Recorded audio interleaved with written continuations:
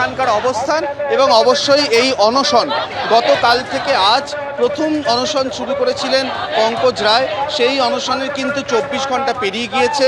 এই মুহূর্তে পঙ্কজবাবু শুয়ে রয়েছেন, বাকি দুজন সন্ধ্যে 7:30 কালকে যোগদান করেছেন, তাদেরও বেশ কয়েক ঘন্টা হলো এবং তার ফলে এই তিনজন অনশন শুরু করেছেন এই মুহূর্তে, সেই অনশন চলছে। অন্যান্য শিক্ষক শিক্ষিকাদেরও কেউ কেউ এই অনশনে যোগদান করতে পারেন এবং দ্বিতীয়ত তার সঙ্গে দেখা যাচ্ছে একেবারে টি শার্ট, এই আরেকজন টি শার্ট এই মুহূর্তে পরে নিচ্ছেন, আরও একজন টি শার্ট পরলেন। তো এইভাবে এই টি শার্ট পরে তাদের নিজেদের যে ব্যক্তি পরিচয় এই মুহূর্তে বলা ভালো গোষ্ঠীবদ্ধ যে পরিচয়, তারা প্রত্যেকেই যোগ্য চাকরিহারা, সেই বিষয়টাকে আরও সামনে আনতে, আরও মানুষের চোখে নজরে ফেলতে একেবারে টি শার্ট পরে তারা অনেকেই থাকছেন। এবং সার্বিকভাবে যেটা দেখা যাচ্ছে সকালবেলা যেখানে অনশনকারী এবং আন্দোলনকারী কয়েকজন এখানে জড়ো হয়েছিলেন, মোটামুটি এসএসসি ভবনের সামনের যে সার্ভিস রোড সেখানে তারা বসেছিলেন। এখন যে পরিস্থিতি তৈরি হয়েছে, তারা কিন্তু একেবারে মূল যে রাস্তা সেই মূল রাস্তারও একাংশ একটা লেন সম্পূর্ণ বন্ধ করতে হয়েছে এবং সার্বিকভাবে এই আন্দোলন যত বেলা গড়াচ্ছে তত যে ঝাঁঝ বাড়ছে এটা বলাই যায়। এবং অবশ্যই তার সঙ্গে দুপুর দুটোয় বৈঠক রয়েছে, সেখানে শিক্ষামন্ত্রী এসএসসির চেয়ারম্যান থাকবেন, সেই বৈঠকের দিকেও অনেকে নজর রেখেছেন। যদিও এই দ্বিধা তৈরি হয়েছে, একটা কনফিউশন তৈরি হয়েছে যে বৈঠকে কারা ডাক পেয়েছেন, অনেকে সেটা জানতে পারছেন না। সেই দ্বিধার মধ্যেও এই বৈঠক থেকে কোনো সমাধান সূত্র বেরোয় কিনা সেদিকেও কিন্তু নজর থাকছে আন্দোলনকারীদের। একেবারে অরিত্রিক, তুমি ঠিক যে কথা বলছিলে যে আন্দোলনের ঝাঁঝ বাড়ছে, সময় যত গড়াচ্ছে, চাকরিহারা শিক্ষক শিক্ষিকারা তাদের একটাই দাবি, তাদের হকের চাকরি ফিরিয়ে দেওয়া হোক। এবং তারা মনে করছেন এই চাকরি তারা তখনই ফেরত পাবেন যখন ওয়েবার শিটের মিরর ইমেজ প্রকাশে আনা হবে এবং যোগ্য অযোগ্যদের তালিকা প্রকাশ্যে আনা হবে। এবং এই দাবিতেই তাদের মিছিল শুরু হয়েছিল করুণাময়ী থেকে এসএসসি ভবন পর্যন্ত। এখন এসএসসি ভবনের সামনে তারা অবস্থান বিক্ষোভে রয়েছেন। আর আগে থেকেই আমরা জানি যেদিন বুধবার সেই অমানবিক ঘটনা ঘটলো, চাকরিহারা শিক্ষক শিক্ষিকাদের একাংশ যখন কসবা ডিআই অফিসে বিক্ষোভ প্রতিবাদ দেখাচ্ছিলেন, তখন তাদেরকে লাঠি মারা হয়, লাঠি পেটা করা হয়, লাঠি চার্জ করে পুলিশ, সেই অমানবিক ছবিও ধরা পড়েছিল।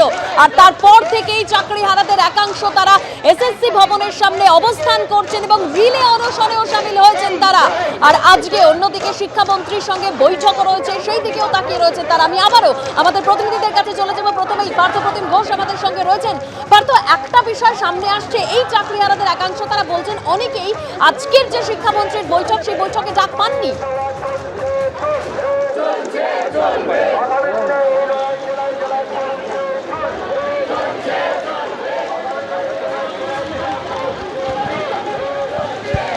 দেখো, একেবারে এই মুহূর্তে যে জায়গায় আমরা দাঁড়িয়ে রয়েছে সেটা হচ্ছে এসএসসি ভবনের সামনে রাস্তা এবং একবারে এসএসসি ভবনের সামনে। এবং সেখানে কিন্তু যারা চাকরিহারারা তারা এসছেন এবং তারা এখানে এসে বসে পড়েছেন রাস্তার মধ্যে। তারা যে বিষয়টা বলছেন যে তাদের চাকরির যে দাবি সেটা হচ্ছে হারানো চাকরি ফিরে পাওয়া এবং অবিলম্বে হচ্ছে মিরর ইমেজ প্রকাশ করতে হবে, অবিলম্বে হচ্ছে তাদের যে যোগ্য অযোগ্য তালিকা সেটা সামনে আনতে হবে। তারা বলছেন তারা আজকে রাস্তায় বসে পড়েছেন কারণ হচ্ছে তাদের যে চাকরি ছিল সেই চাকরি তাদের হারাতে হয়েছে। এবং ইতিমধ্যে এসএসসি যে দপ্তর, এসএসসি দপ্তরের সামনের রাস্তা, সেখানে দেখতে পাচ্ছি চাকরিহারা শিক্ষকেরা তারা রাস্তায় বসে একেবারে বিক্ষোভ কর্মসূচি সেটা কিন্তু দেখাচ্ছেন। একেবারে পার্থ, সেই ছবি আমরা দেখতে পাচ্ছি, বিক্ষোভ কর্মসূচি, অবস্থান বিক্ষোভে শামিল হয়েছেন চাকরিহারারা এবং সেই ছবি ধরা পড়ছে। আর আমরা দেখেছিলাম যখন বুধবার দিন যে ঘটনা ঘটেছিল তারপর থেকেই তারা সরব হয়েছেন, রাস্তাকেই তারা একমাত্র পথ হিসেবে বেছে নিয়েছেন। এবং আজকের এই মিছিল থেকেই আরজি করের ঘটনার পর যে স্লোগান উঠেছিল উই ওয়ান্ট জাস্টিস, আজকের এই মিছিলে চাকরিহারারা তারা সেই স্লোগানই তুললেন, উই ওয়ান্ট জাস্টিস। তারা কি চাইছেন? তাদের হকের চাকরি ফেরত চাইছেন এবং যে চাকরি ফেরতের জন্য তাদেরকে পুলিশের লাঠি খেতে হয়েছে, লাঠি পেটা করা হয়েছে পুলিশের তরফে, আমরা সেই ছবিও দেখতে পেয়েছিলাম। আজকে তারা চাইছেন তাদের হকের চাকরি ফেরত পেতে তারা আবার স্কুলে ফিরে যেতে চাইছেন। যাদের নিজেদের স্কুলে থাকার কথা, শিক্ষকতা করার কথা, তারা আজ পথে নেমে আন্দোলন করছেন নিজেদের চাকরি ফেরতের দাবিতে। ব্রতদীপ ভট্টাচার্য আমাদের প্রতিনিধি রয়েছেন একদম সেই এসএসসি ভবনের সামনে থেকে। ব্রতদীপ,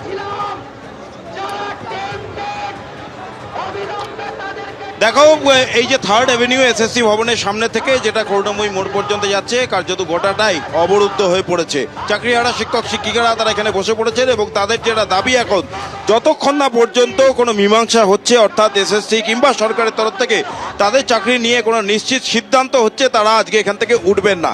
আমি যেমনটা কিছুক্ষণ আগে বলছিলাম যে এর আগে আমরা 2022-এ দেখেছি যে প্রাথমিক টেট উত্তীর্ণ চাকরি প্রার্থীরা তাদের আন্দোলনে 4 দিন ধরে এই থার্ড অ্যাভিনিউ সেটা কিন্তু অবরুদ্ধ হয়েছিল। আজকেও সেই দিকে গতি প্রকৃতি যাচ্ছে কিনা সেটা কিন্তু সময়ই বলবে।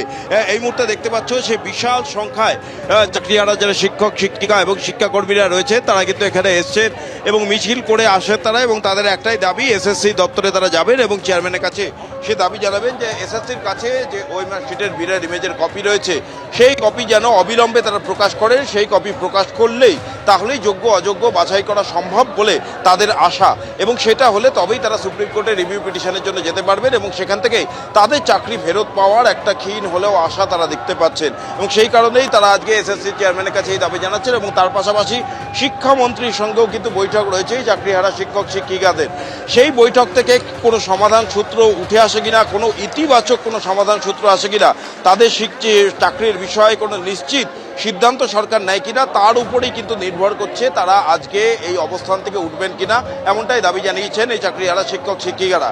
তাদের যেটা বক্তব্য, তারা এসএসসি দপ্তরের সামনে এসছেন এবং যতক্ষণ না পর্যন্ত তাদের চাকরি নিয়ে নিশ্চিত কোনো সিদ্ধান্ত এসএসসি কিংবা সরকার জানাচ্ছে তারা এই অবস্থান চালিয়ে যাবেন। ঠিক এর পাশেই তুমি জানো গত 2 দিন ধরে কিন্তু আরও এক দল চাকরিহারা শিক্ষক শিক্ষিকা তারা কিন্তু আগে থেকেই অবস্থান চালাচ্ছিলেন, অনশনেও বসেছিলেন 3 জন, এবং সেই অনশন এবং অবস্থান কিন্তু আগে থেকেই চলছে। তারপর আজকে এই বড় সংখ্যায় এই চাকরিহারা শিক্ষক শিক্ষিকারা তারা মিছিল করে এখানে এসে বসে বললেন।